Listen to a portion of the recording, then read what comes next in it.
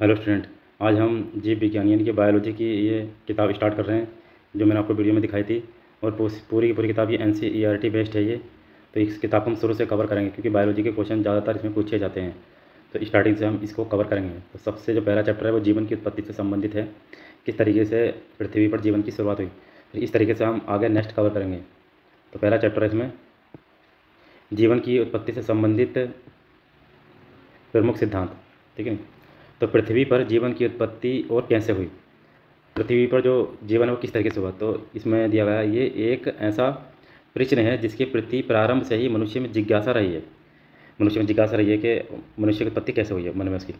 फिर उस जो है प्राचीन काल से लेकर, जो प्राचीन काल है, मध्यकालीन काल है और आधुनिक भारत है। तो प्राचीन काल से लेकर, क्योंकि प्राचीन काल में जो मानव था बिल्कुल असभ्य था, बिल्कुल किसी चीज़ का, ना लिपि का, ना पढ़ने का, खाने पीने का कोई ज्ञान नहीं था ना। तो अब तक विभिन्न संकल्पनाएं एवं विचार प्रस्तुत किए गए हैं जो पृथ्वी पर जीवन की उत्पत्ति की व्याख्या करते हैं। तो उनकी क्या क्या विचार दिए गए हैं इसके बारे में चर्चा की जाती है इसमें। इनमें से कुछ संकल्पनाएं एक सीमा तक वैज्ञानिक रूप से जीवन की उत्पत्ति एवं विकास की प्रक्रिया को समझाने में सफल रही हैं तथा कुछ असफल रही हैं। कुछ बातें ऐसी हैं जो सफल हो गई, कुछ बातें ऐसी हैं जो असफल हो गई। ऐसी प्रमुख संकल्पनाएं निम्नवत हैं, कुछ निम्न हैं इस तरीके से। तो पहला जो है वह है स्वतः जननवाद। कौन सा? स्वतः जननवाद। ये एक प्राचीन संकल्पना है जिसके अनुसार सजीवों की उत्पत्ति, सजीव जिनमें की जान होती है, ठीक है, सजीवों की उत्पत्ति निर्जीव पदार्थ से हुई है। निर्जीव माने जिसमें जान नहीं है। तो ये कहता है स्वतः जननवाद कि सजीव जो हैं जिनमें जान है, इनकी उत्पत्ति जो है निर्जीव पदार्थ से हुई है। तो प्राचीन यूनान के दार्शनिक हैं जिनका नाम है अरस्तु। अरस्तु भी स्वतः जननवाद के समर्थक थे। अरस्तु कौन थे? स्वतः जननवाद के समर्थक थे अरस्तु। ठीक है नी? तो क्वेश्चन बन सकता है। स्वतः जननवाद के समर्थकों का मानना था कि, इनका ये मानना था कि धूल से मक्खियाँ बनी। ठीक, कि धूल से क्या हुआ? मक्खियों का विकास हुआ। और ओस तथा सड़ते हुए मांस से कीड़े बने तथा तालाब से कीचड़ एवं बालू से मक्खियाँ स्वतः उत्पन्न हो जाती हैं। जो तालाब है, जो कीचड़ है, बालू है, वहाँ से क्या मच्छियाँ अपने आप उत्पन्न होती हैं, ये इसमें बताया गया। और जैसे कोई मांस अगर सड़ जाए तो उसमें क्या कीड़े उत्पन्न हो जाते हैं, स्वतः खुद ही उत्पन्न होते हैं। तो इसलिए स्वतः जननवाद के समर्थक कौन है? अरस्तु हैं। यदि वर्तमान समय में ये संकल्पना हास्यास्पद प्रतीत होती है, परंतु इसका महत्व इस तथ्य में है कि लगभग 2000 वर्षों तक ये संकल्पना जीवन की उत्पत्ति के बाद विवाद के केंद्र में रही है। इसके समर्थक एवं विरोध में अनेक प्रयोग किए गए। इसीलिए क्या क्या प्रयोग किए गए? तो पहले है जैन बेप्टिस्ट बॉन हेलमेंट का प्रयोग। जैन बेप्टिस्ट बॉन हेलमोंट के प्रयोग। बॉन हेलमेंट ने स्वतः जननवाद के समर्थन में दो प्रमुख प्रयोग किए। स्वतः जननवाद के समर्थक कौन थे? अरस्तु थे। ठीक है नी? अरस्तु थे। इन्होंने क्या बताया था कि सजीवों की जो उत्पत्ति है वो निर्जीव पदार्थ से हुई थी, यही तो बताया था ना। जैसे जो सड़े गड़े जो मिट्टी कीचड़ है वहाँ से मक्खियाँ उत्पन्न हो गई स्वतः। अब बोन हेलमेट क्या बता रहे हैं? बोन हेलमेट ये कह रहे हैं, इन्होंने एक प्रयोग किया। एक प्रयोग में उन्होंने दर्शाया कि पसीने से भीगा हुआ कपड़ा, यदि कोई कपड़ा पसीने में भीगा था, तथा गेहूँ की बालियों को एक साथ रखने पर 21 दिनों में चूहे उत्पन्न हो जाते हैं। इन्होंने बताया पसीने का यदि कोई भीगा हुआ कपड़ा है और गेहूं की बालियां, उनको 21 दिन तक यदि रख दो तो चूहे उत्पन्न हो जाएंगे। ये बोन हेलमेट ने बताया। दूसरे प्रयोग में उन्होंने बताया कि दो ईंटों के बीच, दो ईंटें ले ली, ठीक, दो ईंटें ले ली, दो ईंटों के बीच तुलसी रखकर, तुलसी यहाँ इसमें रख दी, ठीक है। उन्हें धूप में रखने से उसमें बिच्छू उत्पन्न होता है। उसमें क्या उत्पन्न होता है? बिच्छू। ठीक है। दो ईंटें ली, इन दो ईंटों के बीच में यदि हम क्या रख दें? तुलसी रख दें तो उसमें क्या उत्पन्न होगा? बिच्छू। ये बताया था। और यदि पसीने से भीगा हुआ कोई कपड़ा ले लें और गेहूँ की बाली ले लें, 21 दिन तक यदि हम रख देंगे तो चूहे अपना उत्पन्न हो जाएंगे। ये बोन हेलमेट का प्रयोग था इसमें। ठीक है। अगला फ्रांसिस रेडी का प्रयोग। इन्होंने क्या बताया था? फ्रांसिस रेडी का प्रयोग।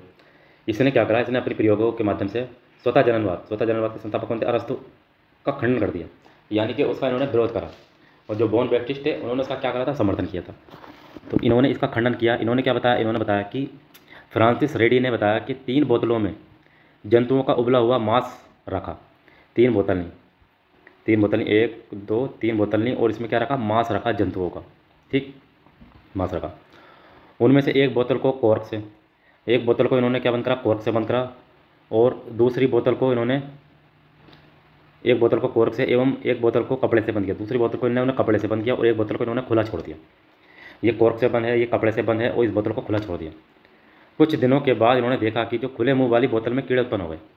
जो ये खुली हुई बोतल थी इसमें क्या कीड़े आ गए, ठीक है, इनमें नहीं आए, इसमें कीड़े नहीं आए। तो इन्होंने फिर प्रयोग किया तथा कपड़े से बंद की हुई बोतल के ऊपर भी कीड़े उत्पन्न हुए, परंतु वे जीवित नहीं रहे। इन दोनों के विपरीत कॉर्क से बंद की गई बोतल में कोई कीड़ उत्पन्न नहीं हुआ।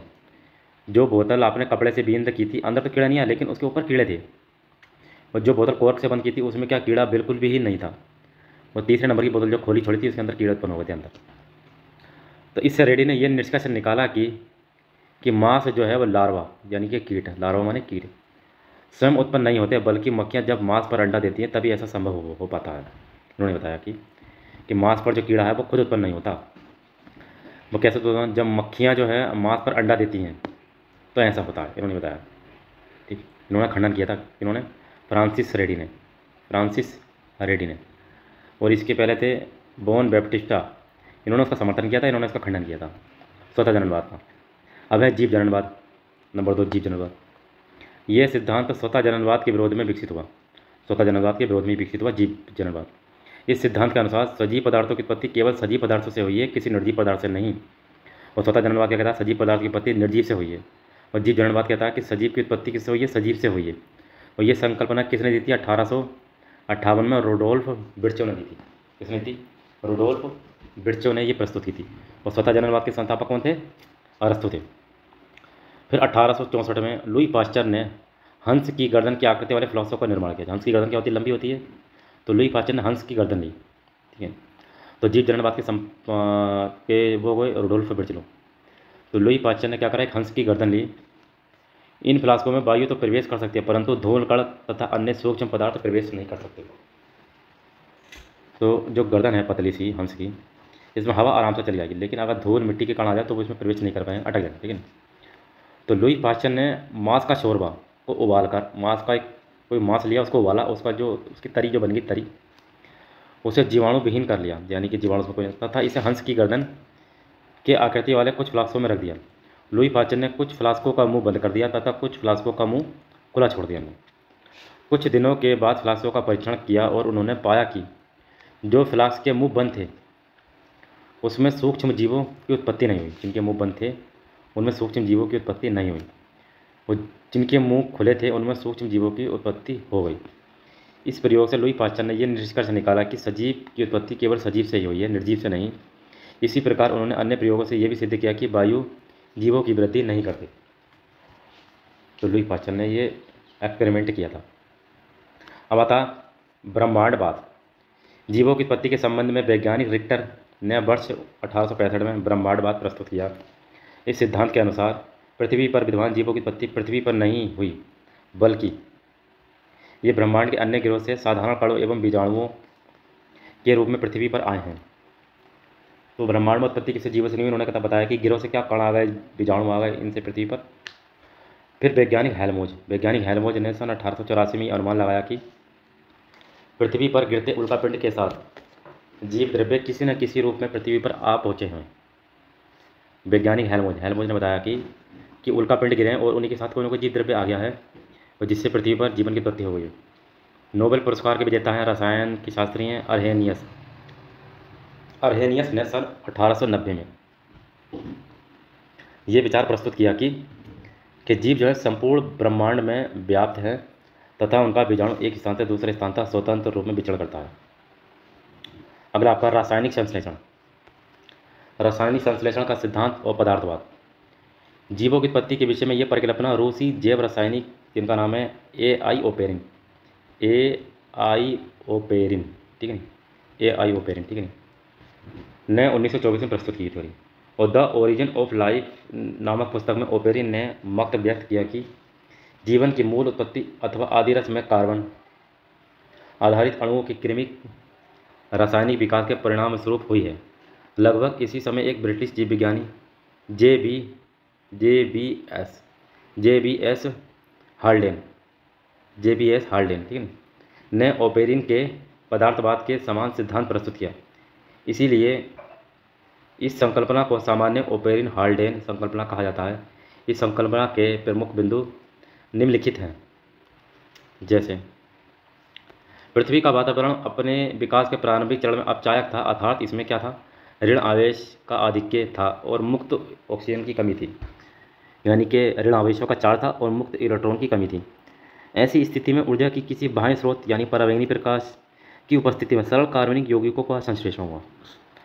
सरल कार्बनिक यौगिकों के मध्य अभिक्रियाओं की श्रृंखला के परिणामस्वरूप अधिक से अधिक जटिल यौगिकों का निर्माण हुआ।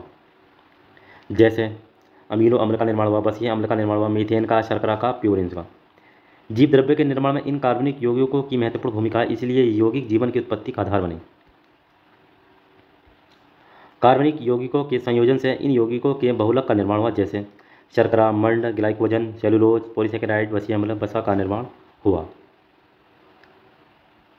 अमीनो अम्ल, प्रोटीन, न्यूक्लियो अम्लों की परस्पर अभिक्रिया से न्यूक्लियोप्रोटीन का निर्माण हुआ।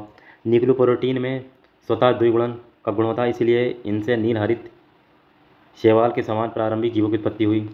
ये प्रारंभिक जीव प्रकाश संश्लेषण में सक्षम थे। परिणाम स्वरूप वायुमंडल में स्वतंत्र ऑक्सीजन मुक्त हुई। इसके साथ ही वायुमंडल में methane gas, ammonia, carbon dioxide, nitrogen, जल का निर्माण हुआ। हॉल्डेन के अनुसार प्रारंभिक जलीय वातावरण तथा आदि सागर ने एक बड़ा रासायनिक प्रयोगशाला के रूप में कार्य किया, जिसे सूर्य की ऊर्जा प्राप्त हो रही थी। वातावरण ऑक्सीजन से मुक्त था और कार्बन डाइऑक्साइड, अमोनिया तथा पराबैंगनी विकिरण की संयोजन से कार्बनिक यौगिकों का निर्माण हुआ। धीरे धीरे आदि सागर एक गर्म सांद्र सूप में परिवर्तित हो गया, जिससे कार्बनिक एकलकों एवं बहुलकों का घनत्व बढ़ता गया। हॉल्डेन ने कल्पना की कि एकलकों एवं बहुलकों के समूह में लिपिड झिल्ली का निर्माण हुआ तथा बाद के क्रम के विकास में प्रथम जीवित कोशिकाओं को जन्म दिया। लिपिड क्या होता है? लिपिड में कार्बन, हाइड्रोजन, ऑक्सीजन से निर्मित पदार्थ हैं। लिपिड में क्या? कार्बन, हाइड्रोजन, ऑक्सीजन जल में अविलेय हैं, जो घुल नहीं सकते, अर्थात अघुलनशील एवं अल्कोहल, ईथर, क्लोरोफॉर्म विलेय होता है। लिपिड सजीव कोशिकाओं का महत्वपूर्ण तत्व है। लिपिड के अंतर्गत बसीय अम्ल, तेल, मोम, स्टेरोल एवं ट्राइग्लिसराइड को सम्मिलित किया जाता है। कार्बोहाइड्रेट, प्रोटीन, लिपिड्स पादप एवं जंतु कोशिकाओं के प्रमुख संरचनात्मक घटक हैं। ऑक्सीजन की क्रांति कैसे हुई? संपूर्ण ऑक्सीजन का उत्पादन प्रकाश संश्लेषण करने वाले जीवों के द्वारा ही किया जाता है। जीवन की उत्पत्ति एवं विकास के एक लंबे कालखंड में प्रकाश संश्लेषणी जीवों के द्वारा मुक्त की गई ऑक्सीजन से संपूर्ण वातावरण, जो प्रारंभ में अपचायक था, ऑक्सीकारक बन गया। वातावरण की प्रकृति में ऑक्सीजन के द्वारा किए गए इस परिवर्तन को ऑक्सीजन क्रांति कहा जाता है। मिलर उरे के प्रयोग वर्ष 1953 में हैरोल्ड उरे तथा उनके शिष्य स्टेनले मिलर, तो इसीलिए इसे मिलर उरे कहते हैं। मिलर कौन है?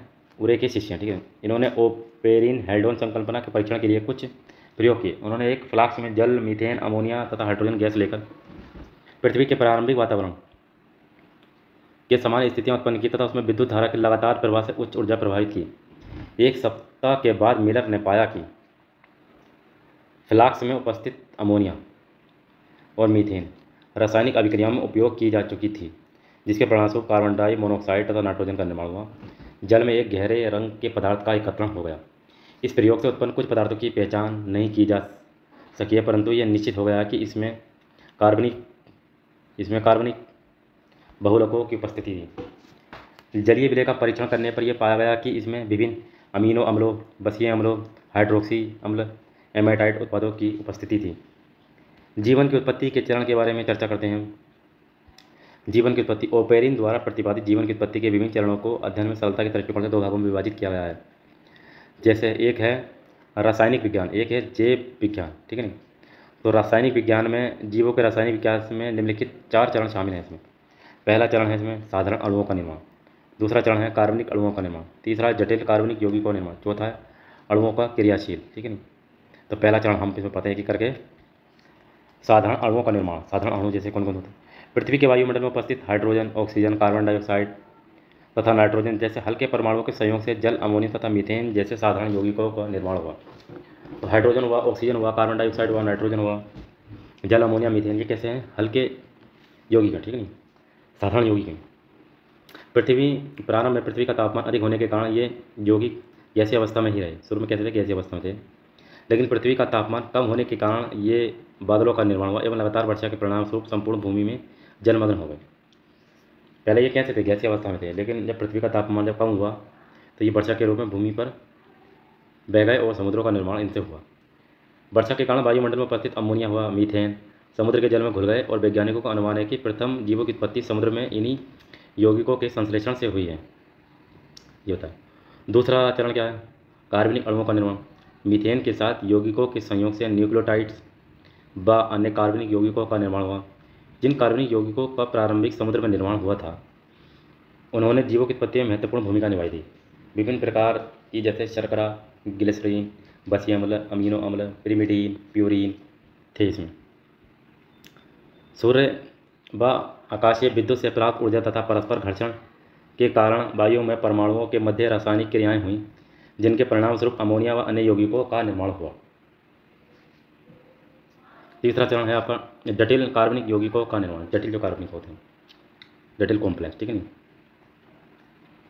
विभिन्न अनुपात में शर्करा के अणुओं के परस्पर संयोग से पॉलीसेकेराइड के नए अणुओं जैसे स्टार्च, सेलुलोज, ग्लाइकोजन का निर्माण हुआ। इनका निर्माण जीवों की उत्पत्ति एवं विकास में एक आवश्यक चरण है, क्योंकि कोशिका भित्ति इन्हीं शर्कराओं से निर्मित होती है। अच्छा, जो आपका जो सेल वॉल है वो स्टार्च हुआ, सेलुलोज हुआ, ग्लाइकोजन हुआ, इनसे ही बनती है, तथा स्टार्च हुआ, ग्लूकोज से जीवों की उत्पत्ति होती है।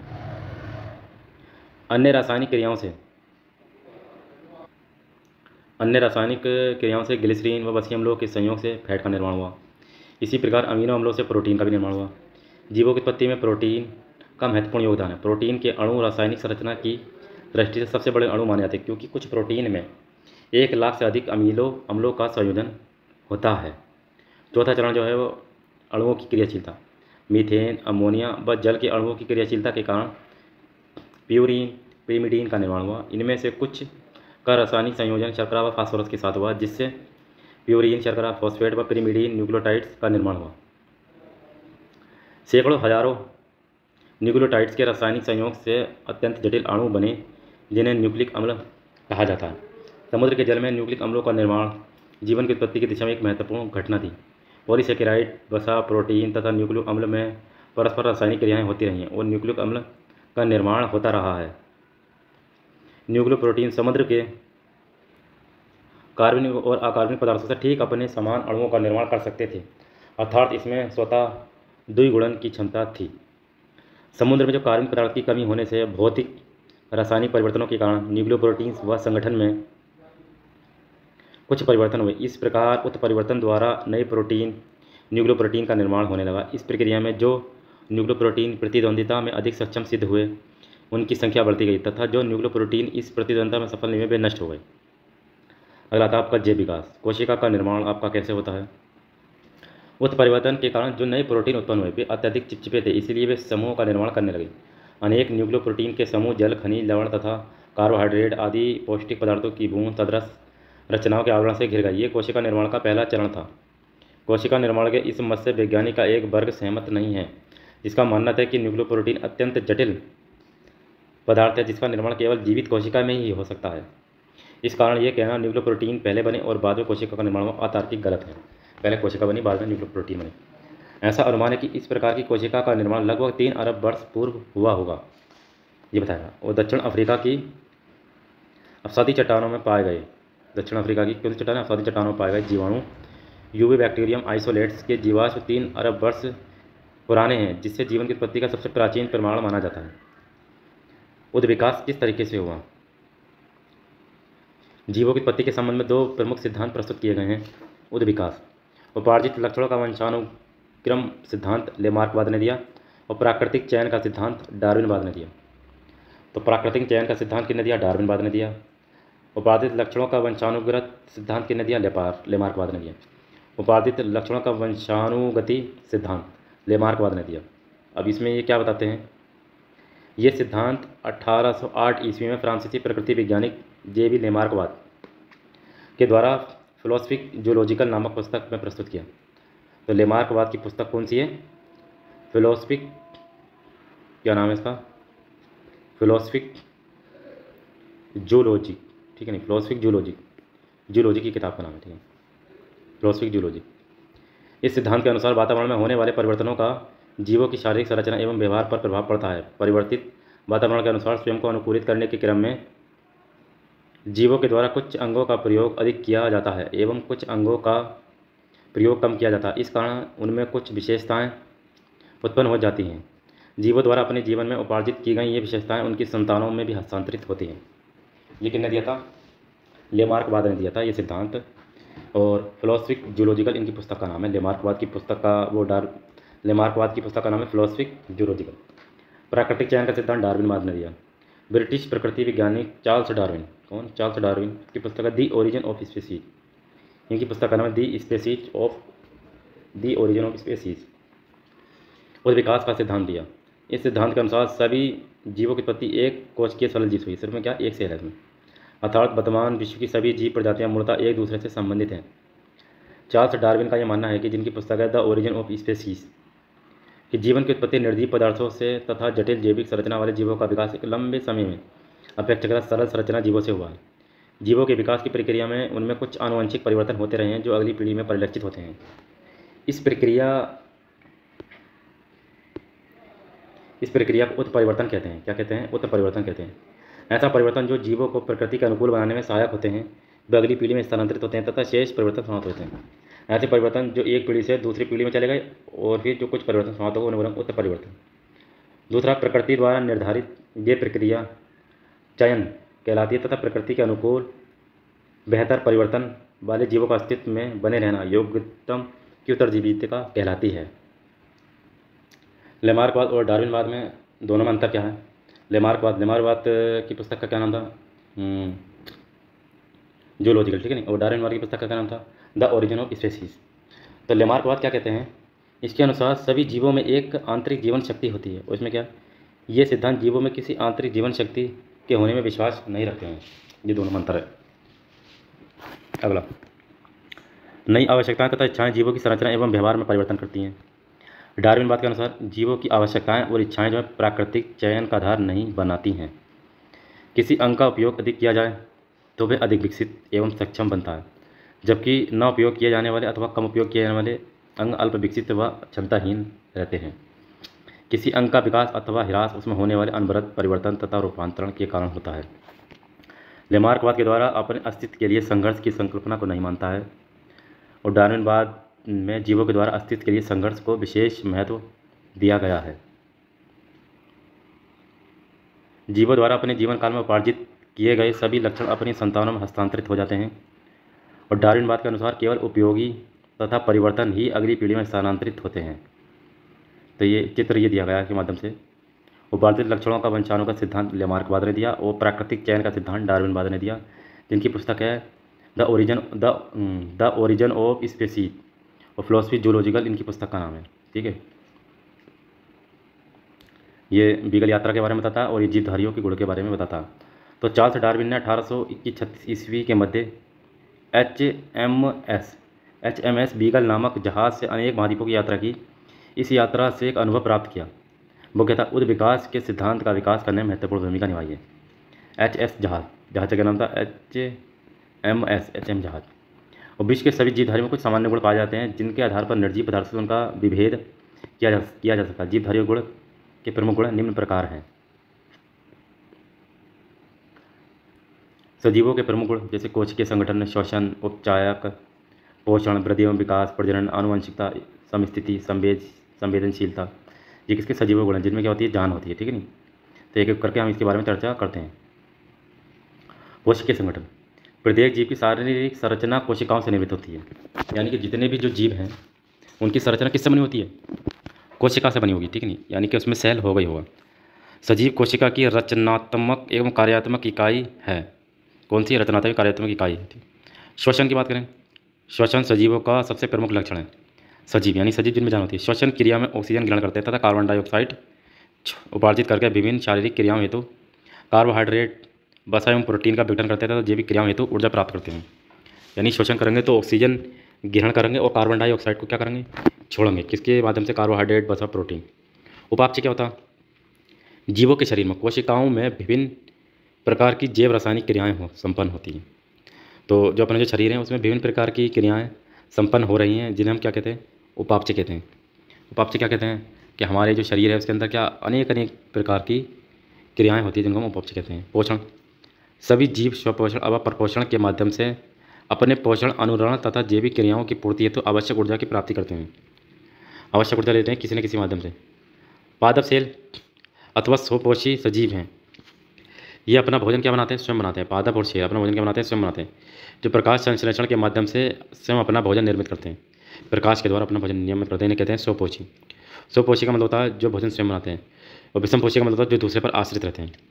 जबकि सभी जंतु परपोषी जीव हैं जो पोषण की प्राप्ति हेतु स्वपोषी एवं अन्य परपोषी जीवों पर निर्भर रहते हैं दूसरे पर, ठीक है ना। अगला आता प्रजनन। प्रजनन किसे कहते हैं? यदि कोई वस्तु सजीव है तो निश्चित ही वे प्रजनन में सक्षम होगी, ठीक है ना, रेस्पिरेटरी, ठीक है।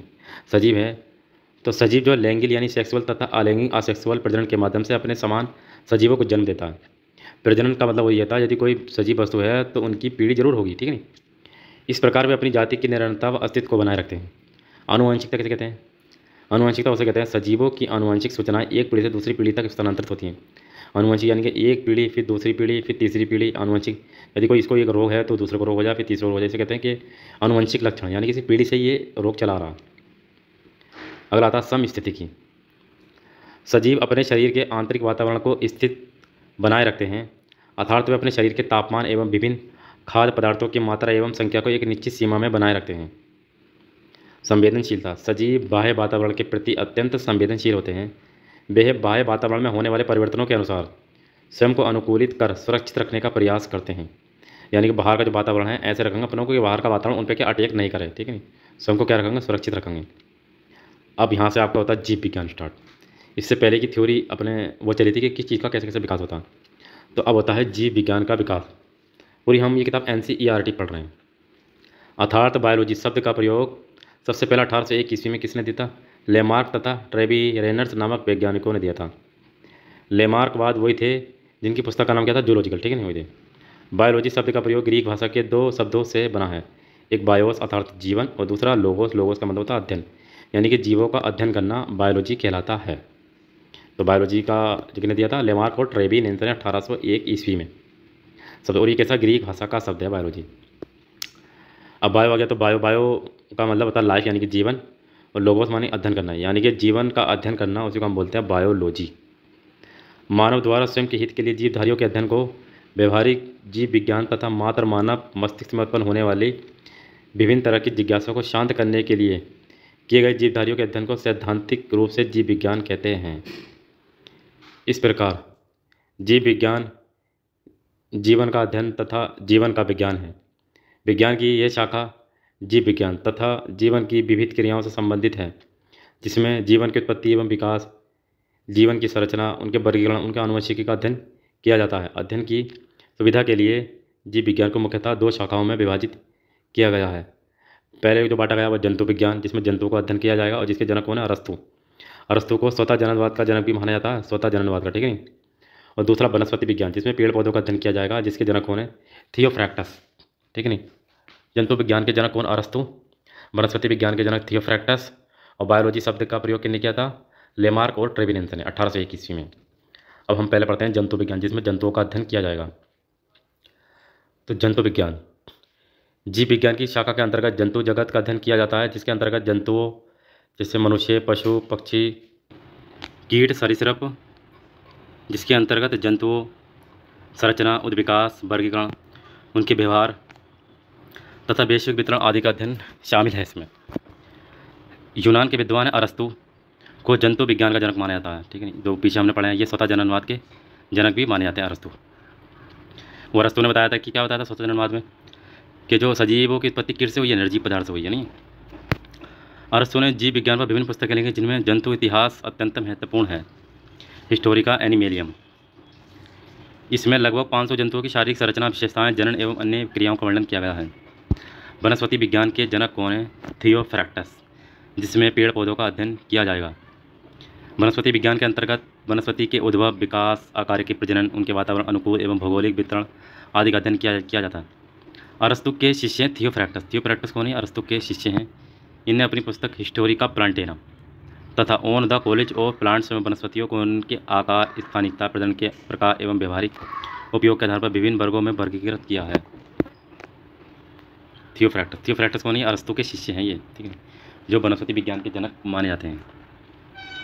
आपका अगला आपका समस्थैतिकता, ठीक है। जीवों में वातावरण होने वाले परिवर्तन से प्रभावित होकर स्वयं के शरीर की कार्यकी एवं उपापचय में आवश्यक परिवर्तन करके वातावरण के अनुकूल ढल जाने की प्रवृत्ति समस्थैतिकता कहलाती है। इसकी खोज क्लॉडी बर्नार्ड ने 1865 में की थी। समाज शैक्षिकता की खोज किसने की थी? क्लोडी ने 1865 में की थी। अतः वातावरण की अखंडता बनाए रखने की क्षमता को वाल्टर बी कैनन ने समस्थापन तथा समष्टिकता अर्थात होमोस्टेटिस का नाम दिया इसको, ठीक है। तो समष्टिकता की खोज किसने की थी? क्लोडी बर्नार्ड ने इसकी खोज की थी। तो जीव विज्ञान की कुछ शाखाओं के बारे में हम पढ़ लेते हैं। जीव विज्ञान की विभिन्न शाखाओं के जनक कौन है? तो ये हमने पढ़ा था, जीव विज्ञान के जनक कौन है? अरस्तु, ठीक है। अरस्तु जो जीव विज्ञान के जनक माने जाते हैं और इन्होंने फिलोसफी जूलॉजिकल पुस्तक भी लिखी और स्वतः जनकवाद के जनक भी माने जाते हैं। जंतु विज्ञान के जनक कौन है? अरस्तु, ये भी यही है। अरस्तु के शिष्य कौन? थियोफ्रैक्टस, जो वनस्पति विज्ञान के जनक हैं, जिन्होंने क्या प्लांटेरम हिस्टोरिका नामक पुस्तक लिखी थी। सूक्ष्म जीव विज्ञान के जनक कौन है? ल्यूवेनहॉक। सूक्ष्म जीव विज्ञान के जनक कौन है? ल्यूवेनहॉक। और जीवाणु विज्ञान के जनक कौन है? लुई पास्चर, जिन्होंने क्या एक हंस की गर्दन लेके उसका प्रयोग किया था, ठीक है ना। प्रतिरक्षा विज्ञान के जनक कौन है? Edward Jenner. रुधिर परिसंचरण के जनक कौन है? William Harvey. कोशिका विज्ञान के जनक कौन है? रॉबर्ट हुक, ठीक है ना, जिन्होंने बताया था कि कोशिका में सेल पाई जाती है। उत्तर परिवर्तन के जनक कौन है? Hugo de Vries.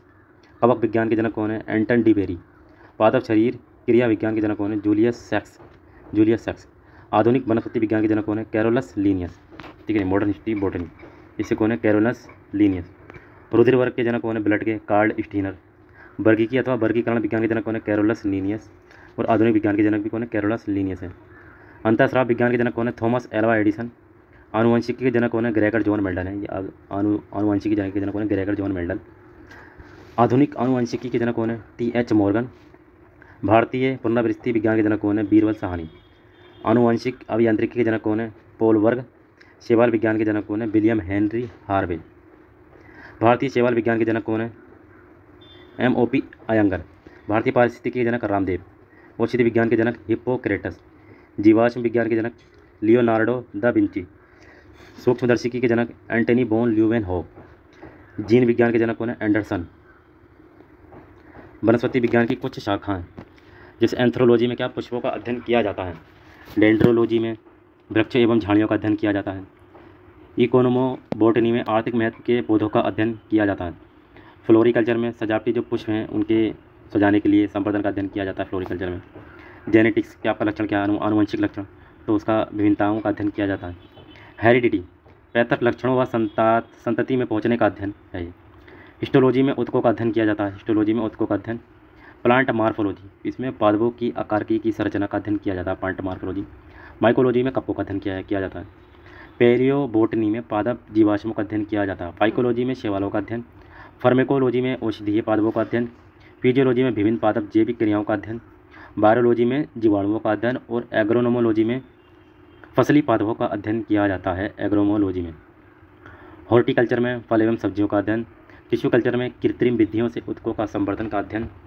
जंतु विज्ञान की विभिन्न शाखाएं, एटोमोलॉजी में शरीर एवं विविध अंगों की रचना का विच्छेदन प्रदर्शन करना। एंथ्रोपोलॉजी में मानव जाति के सांस्कृतिक विकास का अध्ययन करना। इकोलॉजी में जैविक एवं अजैविक वातावरण से जीवों के विविध संबंधों का अध्ययन करना। एंड्रोक्राइनोलॉजी, इसमें अंतःस्रावी तंत्रों का अध्ययन। एम्ब्रोयोलॉजी, भ्रूणीय संवर्धन का अध्ययन। एंजाइमोलॉजी, उत्प्रेरकों का अध्ययन। एंटोमोलॉजी, कीट पतंगों का अध्ययन। जेनेटिक्स, जीवों का आनुवंशिक लक्षण एवं इनकी वंशागति का अध्ययन। हीमेटोलॉजी, रुधिर एवं रुधिर संबंधी रोगों का अध्ययन। हर्पेटोलॉजी, उभयचर एवं सरीसृपों का अध्ययन। मेमोलॉजी, स्तनधारियों का अध्ययन। माइक्रोबायोलॉजी, अति सूक्ष्म जीवों का अध्ययन। न्यूरोलॉजी, तंत्रिका तंत्र का अध्ययन। ओडेंटोलॉजी, दांत चिकित्सा का अध्ययन। ऑर्नियोथोलॉजी का अध्ययन, पक्षियों का अध्ययन। पैथोलॉजी, रोगों की प्रकृति, लक्षण एवं कारणों का अध्ययन। पैथोलॉजी। रेडियोलॉजी में जीवों पर विकिरण प्रभाव का अध्ययन। टैक्सोमोलॉजी, जीव जातियों के नामकरण एवं वर्गीकरण का अध्ययन। अब कुछ क्वेश्चन हम कवर कर लेते हैं। ये आपका पहला चैप्टर कंप्लीट हो गया, ठीक है। पहला चैप्टर एनसीईआरटी का कंप्लीट हो गया और कुछ क्वेश्चन हम इसमें कवर कर लेते हैं। कुछ क्वेश्चन इसमें दिए गए, जैसे जीव विज्ञान शब्द का सर्वप्रथम प्रयोग किसने दिया था? तो 1801 ईस्वी में किसने दिया था? लेमार्क एवं ट्रेविनियंस ने दिया था। वनस्पति विज्ञान के जनक कौन माने जाते हैं? तो इस अरस्तु के शिष्य हैं थियोफ्रैक्टस वनस्पति विज्ञान के जनक माने जाते हैं। और जंतु विज्ञान के जनक कौन है? अरस्तु माने जाते हैं। और इनकी पुस्तक का नाम है प्लांट हिस्टोरिका। जीव विज्ञान के जनक ये आ गया आपका अरस्तु, ठीक है नहीं। चिकित्सा शास्त्र के जनक कौन माने जाते हैं? हिप्पोक्रेटस माने जाते हैं चिकित्सा शास्त्र के जनक। जैव विकास को सर्वप्रथम किसने समझाया था? तो लेमार्कवाद ने जैव विकास को समझाया था और इनकी पुस्तक का क्या नाम था? जूलॉजिकल फिलॉसफी इनकी पुस्तक का नाम था। और फिर इसके बाद चार्ल्स डार्विन की पुस्तक का नाम था द ओरिजिन ऑफ स्पीसीज। किस वैज्ञानिक द्वारा किस वैज्ञानिक द्वारा विकास का सिद्धांत प्रस्तावित किया गया? तो ये किसके द्वारा गया? Charles Darwin Einstein. प्रसिद्ध विकासवादी वैज्ञानिक चार्ल्स डार्विन ने किस पुस्तक में अपने सिद्धांत का प्रतिपादन किया? तो चार्ल्स डार्विन की पुस्तक का क्या नाम है? The origin of species. अगला आपका क्वेश्चन है, योगदम की उत्तरजीविता के सिद्धांत का प्रतिपादन किसने किया था? तो किसने किया था? चार्ल्स डार्विन ने किया था, ठीक है। Charles Darwin. एक्सोबायोलॉजी किससे संबंधित है? बाह्य अंतरिक्ष जीवन से संबंधित है एक्सोबायोलॉजी। जीवधारियों के वर्गीकरण के अध्ययन को क्या कहा जाता है? तो क्या कहा जाता है? टैक्सोनोलॉजी कहा जाता है। जीवधारियों के वर्गीकरण के अध्ययन को टैक्सोनोलॉजी कहा जाता है। अगला आपका क्वेश्चन है, निम्नलिखित में से कौन सा एक सही सम्मिलित नहीं है? तो फूलों की खेती जो वो फ्लोरिकल्चर के अंतर्गत की जाती है, सही है। फसलों की खेती एग्रोनोमो के अंदर की जाती है।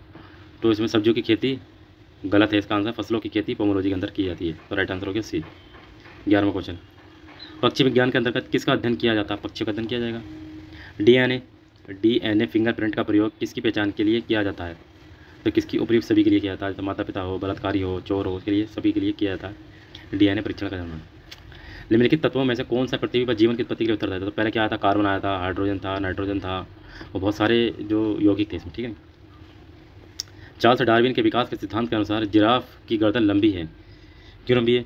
क्योंकि पीढ़ी दर पीढ़ी ऊंचे पेड़ों पर पत्ते तक पहुंचने के लिए सतत प्रयास के कारण इनकी गर्दन बनी है, चार्ल्स डार्विन के अनुसार।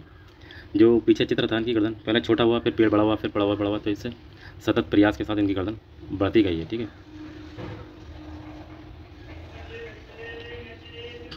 चार्ल्स डार्विन फिशेंज का प्रयोग किस समूह के लिए किया जाता? तो किसके? पक्षियों के लिए। होगरो डी ब्रीज ने किस सिद्धांत का प्रतिपादन किया था? उत्तर परिवर्तन सिद्धांत का प्रतिपादन किया था होगरो डी ब्रीज ने, ठीक है। तो ये आपका पहला चैप्टर कंप्लीट हो गया है बायोलॉजी का, ठीक है। कल हम नेक्स्ट चैप्टर पढ़ेंगे बायोलॉजी के बारे में, और पूरी NCERT बेस्ड है ये किताब, जो हम शुरू से आखिर तक कवर करेंगे। चलिए।